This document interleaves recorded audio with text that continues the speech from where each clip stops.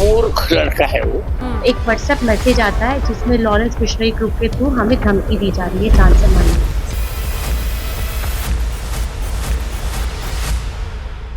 क्या आपको सच में ऐसा लगता है कि 10 साल का एक छोटा सा बालक किसी का भगवान बन सकता है? लोगों की आंखों पे ऐसा क्या पर्दा पड़ जाता है कि वो एक छोटे से 10 साल के बालक को अपना स्पिरिचुअल गुरु और भगवान मान लेते हैं?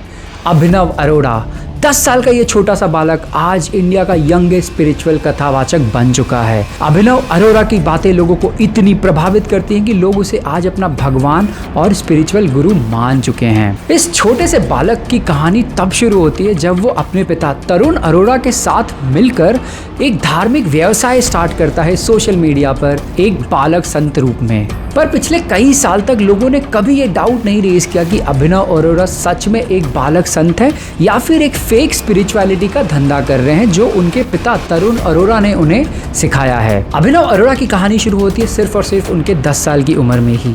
आज एक 10 साल का छोटा बच्चा सारा दिन मोबाइल या कंप्यूटर गेम्स, कार्टून, मूवीज और स्कूल की मस्तियों में उलझा रहता है। लेकिन जब 10 साल के अभिनव अरोड़ा से ये सवाल पूछा गया कि आप सारा दिन क्या करते हो, तो जवाब में उन्होंने ये कहा कि मैं सारा दिन भगवान की पूजा और याद में निकाल देता हूँ। और तो और उन्होंने ये भी कहा कि वो सनातन धर्म के बहुत सारे वेद और किताब जैसे कि भगवतम, भगवद गीता, राधा कृपा कटाक्ष भी काफी बार पढ़ चुके हैं। इन सारे बुक्स की नॉलेज भी है। लेकिन मैं एक सवाल पूछना चाहता हूँ, क्या आपको वाकई में ऐसा लगता है कि एक 10 साल के छोटे बालक में हमारे सनातन धर्म के गहरे ग्रंथों को समझने की क्षमता और काबिलियत है, या फिर ये सब एक स्क्रिप्टेड शो, दिखावा और एक बहुत बड़ा झूठ है? खैर, मुझे तो ये झूठ ही लगता है। चलो एक एक करके प्रूफ के साथ देखेंगे। अभिनव अरोड़ा ने एक टीवी इंटरव्यू में ये बोला था कि उन्होंने आज तक मोबाइल और कंप्यूटर की शक्ल भी नहीं देखी। इनफैक्ट उन्हें पता भी नहीं मोबाइल या कंप्यूटर दिखता कैसा है।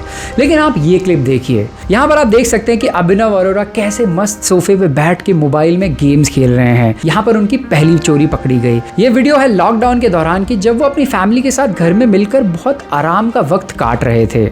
खैर, एक 10 साल के बच्चे को कितना ही दिमाग होता है। असल गलती तो उनके पिता तरुण अरोड़ा की है कि उन्होंने वक्त रहते ही इंटरनेट से ये वीडियो के सबूत नहीं मिटाए। वो कहते हैं ना, इंटरनेट पे जो एक बार चला गया वो जिंदगी भर के लिए रह जाता है। वहां से सबूत मिटा पाना इम्पॉसिबल है। और अब यही लॉकडाउन की अभिनव अरोड़ा की वीडियोज उनके झूठ का पर्दा फाश कर रही है पूरे लोगों के सामने। असल में देखा जाए तो सबसे बड़ा विक्टिम वो नहीं जो अभिनव अरोड़ा को संत और भगवान मान चुका है। सबसे बड़ा विक्टिम अभिनव अरोड़ा खुद है, जो सिर्फ एक 10 साल का छोटा सा बालक है, जिसे तो शायद ये भी नहीं पता कि ये सारे झूठ और फरेब का लॉन्ग टर्म इफेक्ट क्या होने वाला है उसकी लाइफ में। सोचने वाली बात है कि एक पिता तरुण अरोड़ा अपने फायदे, अपने बिजनेस फायदे के लिए अपने 10 साल के बेटे को इस अंधकार के रास्ते पर कैसे ढकेल सकता है। अभिनव अरोड़ा के पिता तरुण अरोड़ा खुद एक बिजनेस कंसल्टेंट और मोटिवेशन स्पीकर भी हैं, लेकिन उनका मेन बिजनेस अपने बेटे की धार्मिक पहचान बनाना है। तरुण ने अपने बेटे अभिनव अरोड़ा को एक चाइल्ड गॉडमैन और संत बनाने की जो साजिश रची है,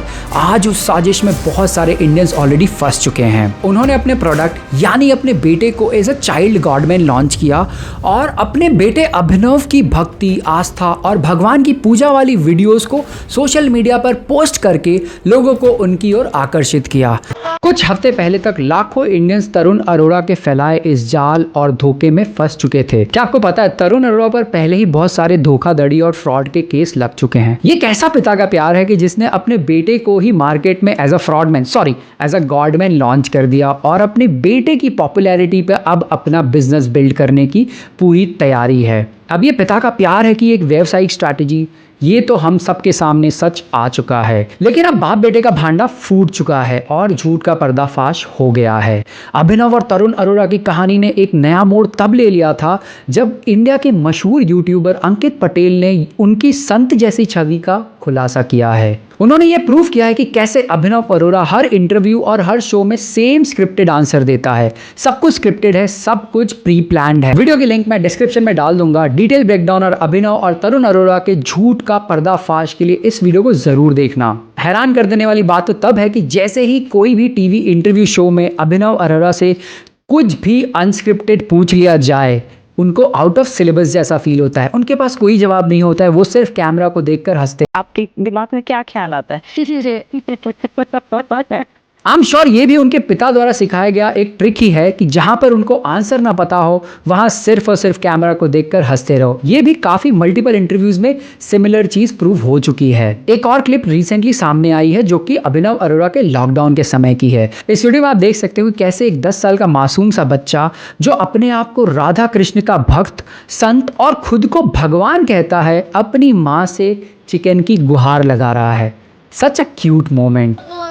खाती रहती, मेरे लिए चिकन बनाती, मेरे लिए चिकन बनाती, मेरे लिए चिकन बनाती। जब अंकित पटेल ने अपने चैनल पर अभिनव अरोरा से रिलेटेड डिटेल में एक ब्रेकडाउन दिया कि कैसे अभिनव अरोरा लोगों को बेवकूफ़ बना रहा है, तब जगह जगह से लोगों ने तरुण अरोरा और अभिनव अरोरा की पुरानी फुटेजेस निकाली, जहां पर यह क्लियर हो गया कि अभिनव अरोरा पहले एक नॉर्मल सा चाइल्डहुड जी रहे थे। तभी तरुण अरोरा के दिमाग में ख्याल आता है कि क्यों ना लोगों के सामने इस बच्चे को एक भगवान का रूप दे दिया जाए।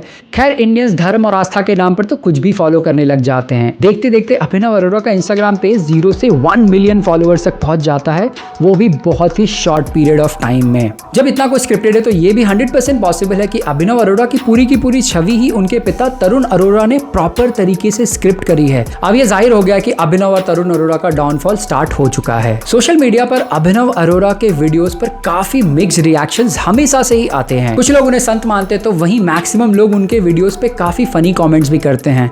खैर, टीवी चैनल और न्यूज शोज ने अभिनव अरोरा को इन्वाइट कर करके उनके साथ मल्टीपल इंटरव्यूज कंडक्ट किए हैं और तो और उनको बहुत सारे अवार्ड से भी सम्मानित किया गया है। अगर आज आप अभिनव अरोरा के इंस्टाग्राम कमेंट्स पेज में जाओगे तो आपको पता चलेगा कि कैसे सनातन धर्म का एक गंदा मजाक बना दिया गया है। अभिनव अरोरा के मैक्सिमम वीडियोस पर फनी, डेरोगेटरी और काफी मजाक वाले कमेंट किए गए हैं लोगों द्वारा। खैर, अभिनव अरोरा का सोशल मीडिया और ये कंटेंट अभिनव अरोरा खुद तो नहीं बना रहे हैं, उनके पिता तरुण अरोरा और पीआर टीम बना रही है। तो सनातन धर्म का मजाक बनाने का पूरा श्रेय तरुण अरोरा और उनकी पीआर टीम को जाता है। अभिनव अरोरा ने अपने इंटरव्यूज में मल्टीपल टाइम्स कहा है कि उन्होंने कई सारी किताबें जैसे भगवतम, भगवत गीता, रामचरितमानस कई बार पढ़ी है और उन्हें इन सब का ज्ञान भी है। मैं पूछता हूँ, इतना आसान है क्या? एक 10 साल के बच्चे का मेंटल एप्टीट्यूड इतना होता है क्या कि वो हमारे वेद, उपनिषद और हमारे सनातन धर्म की किताबों को पढ़कर समझ ले और उससे ज्ञान भी बांटने लग जाए? और तो और कई साल लग जाएंगे आपको सब कुछ कवर कर लेने में। भाई, सनातन धर्म का सिलेबस आईएएस के सिलेबस से कई लाखों गुना ज्यादा है। तरुण अरोरा ने अपने बेटे अभिनव अरोरा को ऐसे रास्ते पर ढकेल दिया जहां पर जिंदगी भर के लिए अभिनव अरोरा स्कार हो चुके हैं। एक 10 साल के बच्चे को कैसे पता होगा कि सोशल मीडिया की नेगेटिविटी, ऑनलाइन ट्रोलिंग को कैसे हैंडल किया जाए?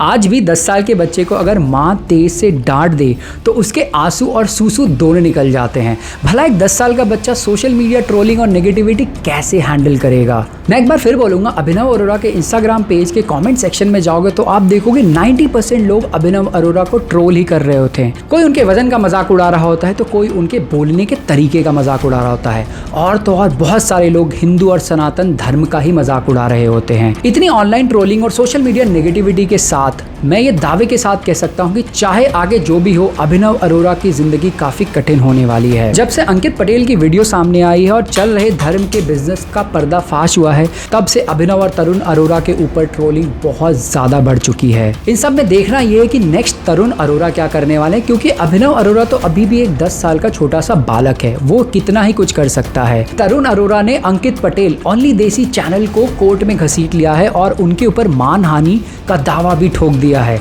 देखते हैं कोर्ट इसके पीछे क्या कहती है। विश्वास और अंधविश्वास के बीच एक बहुत ही पतली और बारीक सी डिफरेंस होती है और कई बार मैक्सिमम लोग ये बारीक सा डिफरेंस भूलकर अभिनव अरोरा और सेल्फ प्रोक्लेम्ड गॉडमैन या खुद को बताए भगवान के चक्करों में फंस जाते हैं। मैं गवर्नमेंट ऑफ इंडिया से रिक्वेस्ट करता हूं कि तरुण और अभिनव अरोरा की जल्दी से जल्दी जांच पड़ताल हो और पूरे इंडिया में चल रहे धर्म के नाम पर फेक बिजनेस और फेक प्रोपेगेंडा का जल्दी से जल्दी पर्दाफाश हो। खैर, मुझे और आपको भी पता है कि इसका सोल्यूशन जल्दी नहीं मिलने वाला, क्योंकि धर्म और आस्था की आड़ में जो लोग ये फेक बिजनेस चला रहे हैं उनको पता है कि उनका सबसे बड़ा प्रोटेक्शन ये धर्म ही है। कोई भी धर्म के विरुद्ध नहीं बोलने वाला है, सरकार तो बिल्कुल ही नहीं बोलेगी। लेकिन आप सबसे रिक्वेस्ट है कि भगवान का दर्जा भगवान को दो, इंसान को कभी भी मत दो। भगवान अपनी जगह बैठे हैं और इंसान को अपनी जगह रहने दो। तो दोस्तों, आप क्या सोचते हो इस बारे में? क्या अभिनव अरोरा सही में एक संत और भगवान का रूप है या फिर तरुण अरोरा का बनाया हुआ एक मास्टर बिजनेस स्ट्रैटेजी है जो आज पूरी तरीके से फ्लॉप और फेल हो चुका है।